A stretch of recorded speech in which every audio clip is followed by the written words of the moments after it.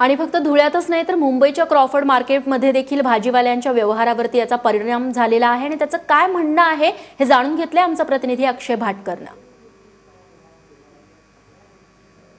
मोदी सरकारच्या कालच्या निर्णयानंतर तसे जे परिणाम आहेत ते आज दिसू लागलेले आहेत। मुंबईमधलं सगळ्यात मोठं भाजीपाला आणि फळ मार्केट म्हणजे क्रॉफर्ड मार्केट असतं। इकडे दिवसाला करोडोंचे व्यवहार होतात, पण आज संपूर्ण क्रॉफर्ड मार्केट या ठिकाणी ठप्प पडलेलं आहे, शुकशुकाट आहे, कारण की या ठिकाणी अनेक जे कस्टमर आहेत तेच आलेले नाही आहेत। आता तुम्ही किती वर्षापासून या ठिकाणी धंदा करताय? किती कोणतं दुकान आहे? मी जवळजवळ 25 वर्ष धंदा करतो, 25-30 वर्षापासून धंदा करतोय।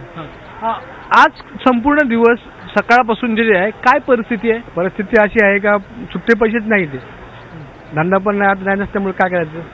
किती गिराईक आले सकाळपासून? गिराईक येतात पण सगळे पैसे 500चे नोटा करतात, 1000 नोटा करतात, त्याला काय करायचं? आमच्याजवळ पण सुट्टी नाहीत ना।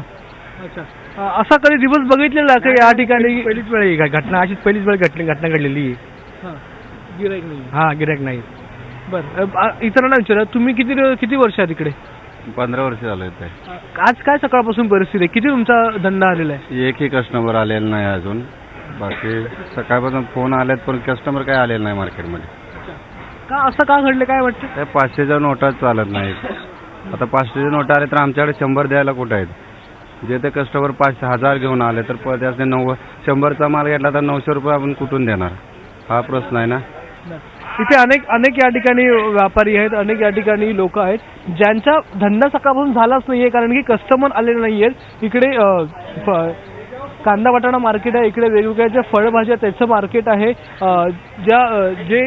जे काही वेगवेगळ्या महागड्या भाज्या आहेत त्यांचं देखील या ठिकाणी मार्केट आहे, पण सकाळपासून कस्टमर्स आले नाहीये, त्यामुळे या ठिकाणी सगळे बसून आहे सकाळपासून। कॅमेरामन सचिनचा अक्षय भाटकर, एबीपी माझा, मुंबई।